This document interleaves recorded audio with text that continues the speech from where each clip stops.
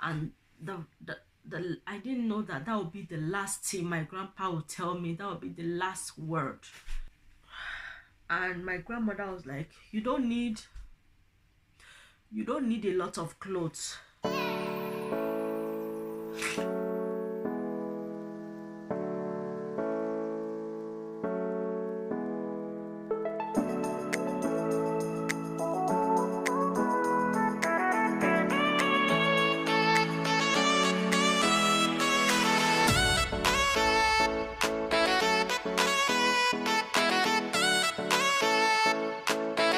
Everyone, welcome back to my channel. How are you all doing? Thank you so much for coming back to my channel. I really appreciate you all. So if this is your first time, let me quickly introduce myself. My name is Janet Ubeji. I'm based in UK. I'm from Nigeria. I'm married with 3 kids. I'm a YouTuber, content creator, and I'm also a healthcare assistant. And I would just like to share a little bit of my background, like my childhood a bit, till, you know, like when I look back, like from where I'm coming from and where I am today, I just thank God. And I would just like to, you know, share some of my experience with you guys, you know, so you guys can, sorry, let me it was wig I'm wearing. I make this wig myself. What do you guys think? It's nice. Fine. So I would just like to share with you guys so that you guys will get to know more about me. So as most of you know, and those of you that you don't know, I have my life. When I was age 2, the other day I was talking to my mom, and my mom was like, when I was age 2.5, one day my grandmother came to visit. That is her mom came to us to visit, and I started crying that I want to go with my grandma. May her soul rest in perfect peace. She's passed on now. My mom is mommy. That was crying. I wanted to go with her. And my mom was like, okay, yeah. So I think my dad wasn't around, and when my dad came, they're like, oh, your daughter is crying, she wants to follow her grandma. And my dad was like, oh, no problem. So I went with my grandma, and when we got to my grandmother's place, I started crying that I want to go and visit my mom. I want to go back home. So my grandmother have to carry me that day and bring me home to my mom. And when my grandmother was going back, I started crying again. I want to follow my grandma. My mom told me the other day, I was just laughing. My grandmother was like, I don't want to wallow. No, please stay. So my mom was like, okay, I'll come with you. And my mom came with my grandmother. We both stayed there, and my mom was going home. I followed my mom again. My mom brought me home. So I started living there. So age of 3, sometime age of my 3 years in life, my grandmother came again. So I cried, I want to follow my grandma. My grandmother said, no, I don't want you to follow me. I remember the last time I came, I remember waiting you take our IC. Please, if you want to come, your mommy has to come with us. So my mother managed to convince my grandmother, no, I'm sure she will not do that this time around, just take her with you, and something like that. So my grandmother ended up taking me. The same incident happened again. I went there, I started crying, I want to go home. My grandma, I think my grandma and my grandpa, may their soul rest in perfect peace, they brought me, and my mom have to, I think my mom have to follow. I think, see what happened, I think my mom said they have to send her message to come and carry me. So my mom came, and my mom was there. My mom spent about 3 days, and I got used to my grandmother. I got used to my other cousins, you know. So when my mom was going, I was even the ones that say bye bye mommy. So that is how I end up living with my grandmother. So I live with my grandmother, and a lot of things happen, a lot of nice things. I have a good memory. I know my grandmother used to beat me, but you know, when you're a child, you behave naughty, omajegba. There's not too magic. When you behave, omajegba. When you misbehave, omajegba. You understand? So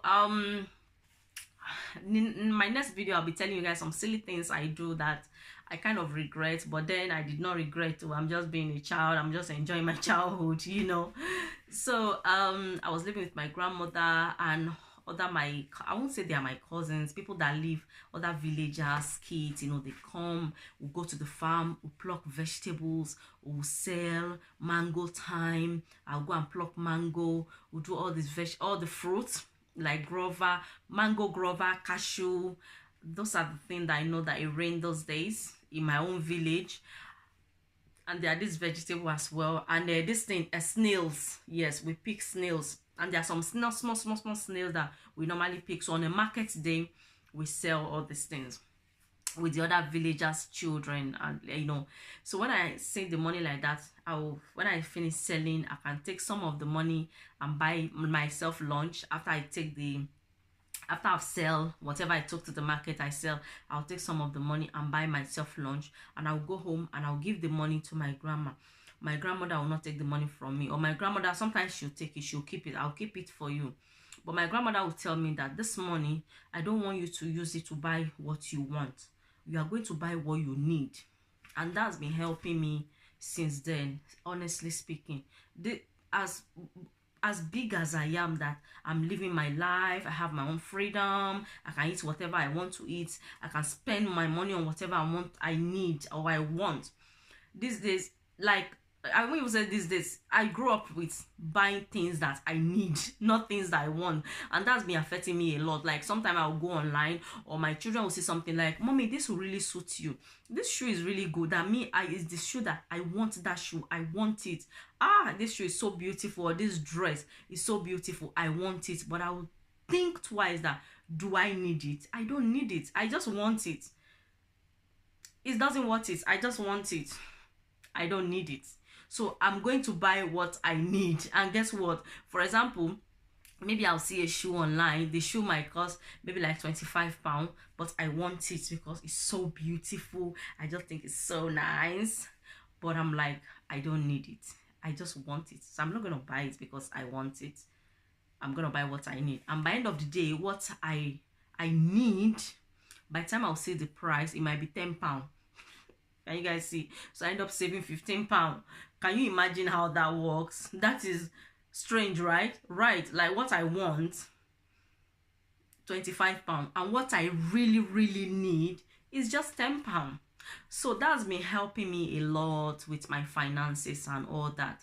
So that's what my grandmother would tell me, because those days, as a village girl, you're still young, you just wear nika around the neighborhood, and sometimes my nika is torn. My grandmother buy me things. I'm not gonna say she doesn't buy me things. She buy me a lot of things: Christmas clothes, shoe, like not shoe, like slippers, because then we only wear flip-flops. Buy me flip-flop, buy me toys, a lot of things. But there were times, I remember this particular one, that time that my nika was torn, and my grandmother, I think then I sell orange. I think there was orange I sell, and my grandmother was like, "This money, go and use it when you're coming back. Remember, your nika is tear. Don't go and buy sweet. Don't go and buy that dolly that you been want me to buy. Or don't use the money to buy it. Use it to buy your nika. You know you need nika. You should pay nika etiya unikofira." So since then, I begin to see that, I begin to learn, I begin to get used to it, that in life, you shouldn't buy what you want. Like, I want it, I must get it.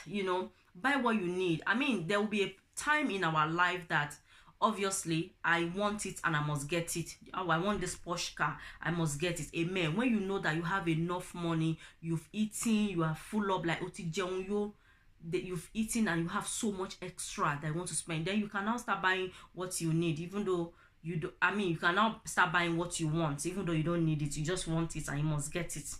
You can. But as at now that things is not, everybody is doing minimum wages, you have kids, you have bills to pay, things like that. You want to buy expensive things because you just want it, because your friend have this £1,000 bag.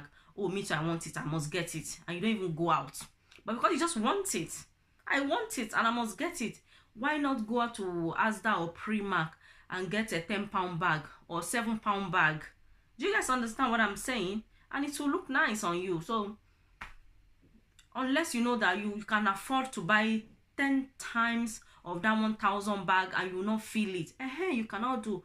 But as at now that you are still managing life, you don't have to buy things that you want. I must get. I learned that from my grandmother. At least that's only one thing I would say. It helps me a lot. And God bless her. And may her soul rest in peace. I know she's in heaven. So anyway, I was with my grandma, sometime me and my grandpa, that's my mommy's my mommy's daddy. I'll go to the farm because she work in a palm wine. She own a palm tree. My grandpa own a land. I own a lot of palm tree.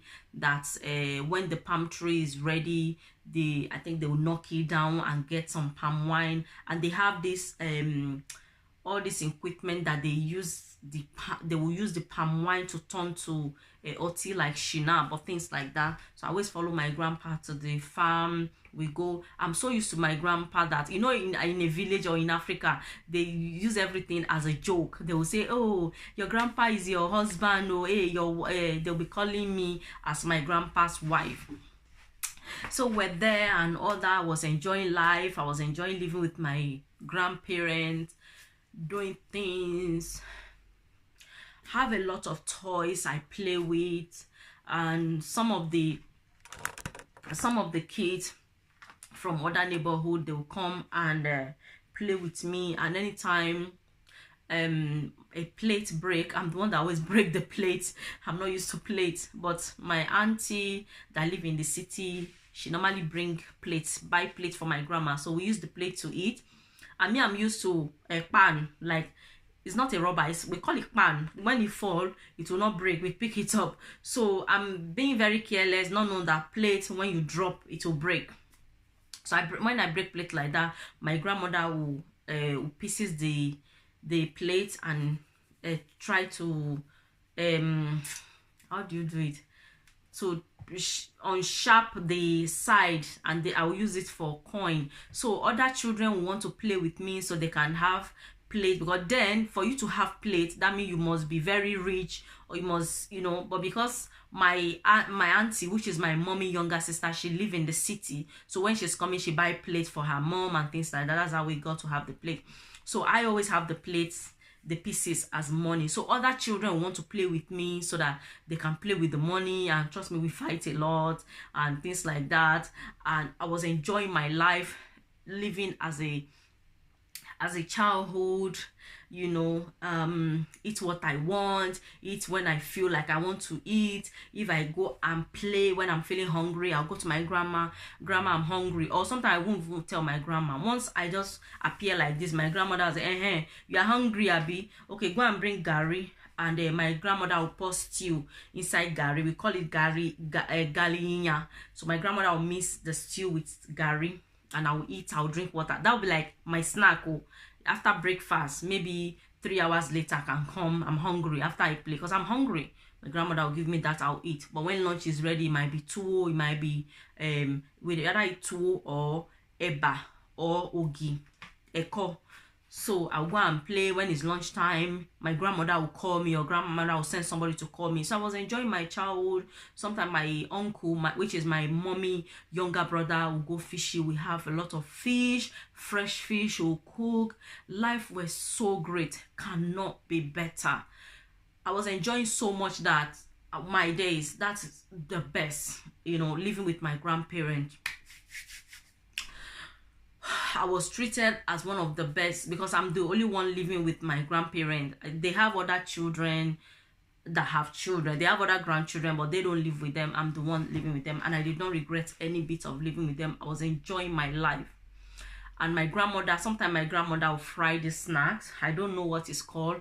They normally use corn flour to make it. We call it aklaklu.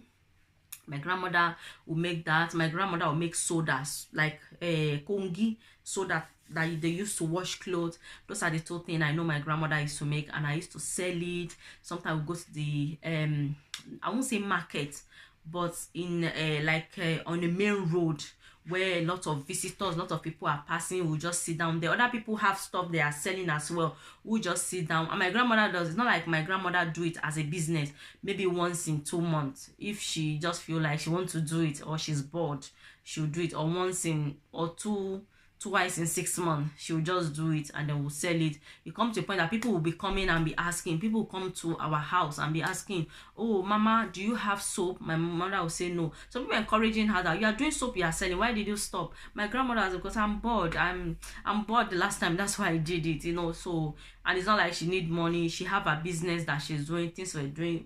working great. When I sick, my grandmother is one that will look after me, take me to hospital, all these things, you know. You guys know, you should know all that one.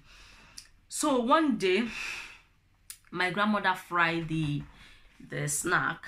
So the next day for me and her to go and sell, you know, when you're living with someone, you're so used to the person, and we fry it, and I just hear motorcycle boom come, and that was my dad. And my dad told my grandmother that I'm here to pick Jani, because they call me Jani. My name is a French name. My name is Janet, but they pronounce it as Jani, and you can also call me Janet. So that is my real name. It's not be say I come and form, say, not be say my name is Yabo or Shade and I name myself Janet. No, my name is Janet. It's a French name. And how I got the French name, that will be story for another day. So it's Janet. So they were like, Jani. Even when I came to Nigeria, anyway, I'm going somewhere. So I'm here to pick Jani, and my grandmother burst into tears. She started crying like, why didn't you at least you should have given me my grandmother did not say that. My grandmother just started crying. And later on, my mom was telling me that the reason why my grandmother was crying, that like my dad just come from nowhere and come and say I want to take my daughter, you know. And that time I was around age 9. So my grandpa is not back from the farm yet, because once he go in the morning, come in the evening. Sometimes he stay in the farm for 1 week before he will come back. If it's a farming season, you know, he doesn't come home. But then it wasn't farming season, so you go in the morning, you come in the evening with other people, not only him. And so we're there with my grandmother and my grandmother and my grandma, my grandma and my dad were talking, and I hear bicycle. Once my grandpa entered the compound, you press we know that grandpa is around. Everybody say, grandpa, you're welcome, you're welcome. So I ran to my grandpa and I said, ooh, oh my days. And I said, grandpa, my daddy is here to take me to Nigeria, because then I was living in Benin. He came to take me to Nigeria, and I didn't know that would be the last thing my grandpa would tell me. That would be the last word. He said, okay, listen, like listen to people, like listen to elderly, you know, he just said it. I don't know how to say it, but he just said and I remember when he was telling, because he just entered the compound, and when he was telling me, he put, I think, some gallon on his bicycle, and he was losing it, and as he's losing it, he was telling me. And I remember those days he has a gun, like, you know, because he's also a hunter, and he has a gun that sometimes he will call me, almost, I think we do it 2-3 times a week. He will put, if you are grew up in Africa, you have a farmer parent, you know, or a hunter, you know, you put like a cloth, and he'll tell me to hold it, and he'll be cleaning it like that. I remember all that. And that was what my grandpa told me, that be a good girl, listen. And I'm like, okay. And then I didn't feel it much, but I may be crying because of what my grandpa was saying. So I now enter my grandmother's house, because it's a different house, yeah. I now enter my grandmother's house, and my dad was still sitting there. And I remember my grandmother grabbed some black nylon and she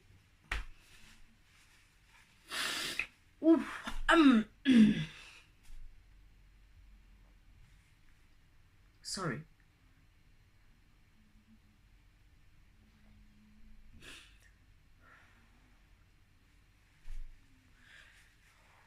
And my grandmother puts about, I'll say about 3 or about 4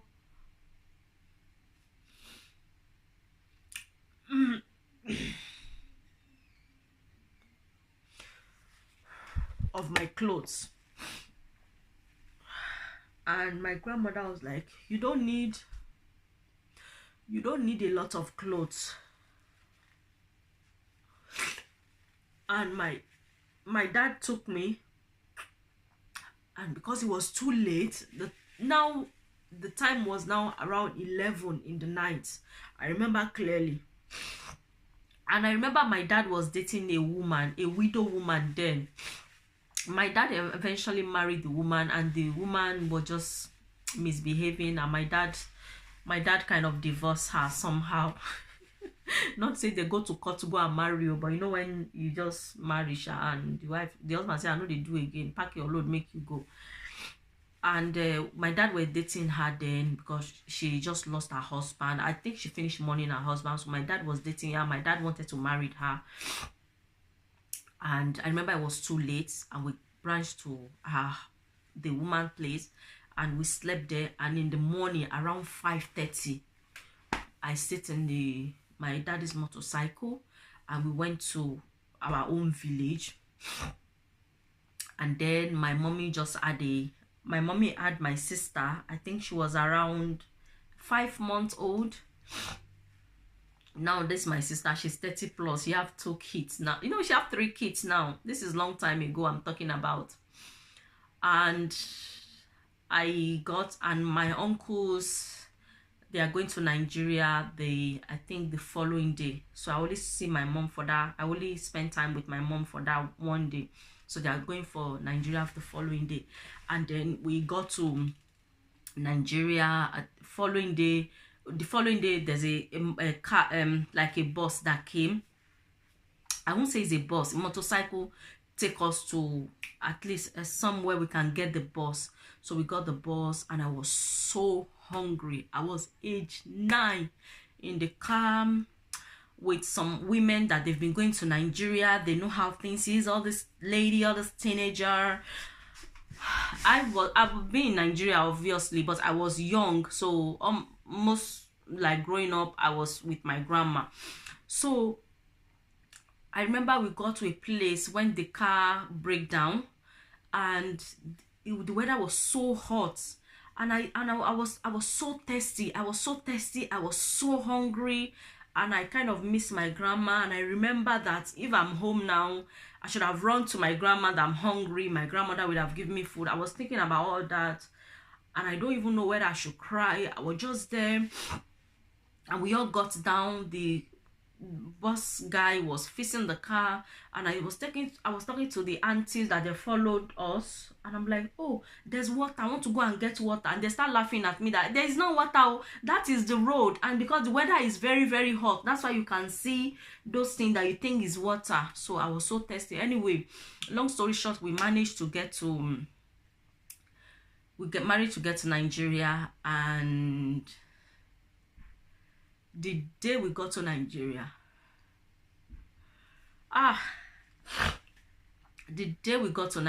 that was the day one woman came. She said she need a maid. This Alaja, she live in Eko. She said she need 2 maids. She need a little girl, and she also need one adult. So one of the auntie that we came, she wants her, and she also wants me. And in my mind I was so happy because somebody is going with me. God just like, how can I don't understand in Yoruba then. I don't understand what they are saying. All I hear is kilon share, batik, because my uncle's wife and my auntie, my mommy's younger sister, they speak Yoruba a lot. So when anytime they want to gossip, they speak Yoruba. So that is how I know batik. And I always misbehave. So anytime they tell me off, I always go and report them to my grandma. So my grandmother will tell them off that why you guys behaving like that, why are you doing this? And they start speaking Yoruba if they don't want me to hear. So all I hear is batik, kilon share, you know, things like that I normally hear. So that's all I know in Yoruba. So the lady came and picked me and the other auntie that we came the same day that we came. That I'm so hungry. I don't remember whether I've eaten, but Like, you know, when you want to cry and you don't want people to know that you want to cry, and inside you are crying and the water is coming, the water is all there, the tears is all there, but it's not dripping because you are forcing it not to come. I was feeling all that, and the lady picked me, and we went to a house, and she asked, because she was telling the other lady have been to Nigeria before, so she understands Yoruba perfectly. She now asked the lady that, asked her what is her name, and she asked me that, Ngbo, she now speaks Egun to me that, our madam said, what is your name? I say my name is Bosse. And the reason why I name myself Bosse, I think that will be story for another day, because I don't want the video to be too long. I say my name is Bosse because my parents did not name me Bosse. Nobody named me Bosse, but yes, yeah, that will be story for another day. I don't want the video to be too long. So she went to go and tell the woman that my name is Bosse. And I remember that day they gave us, the woman make a fish stew, you know, a pala stew and eba. That is what we ate. And I was standing like this, and I was crying, like I miss home. I want my mommy, I want my grandma, I want my family. I don't like the environment where I'm living, but you are stuck. You don't know what to do. And I remember then, I think it was 25 naira they were giving me per month, and this was 1991. Yes, guys. So my journey from there is not a good feeling.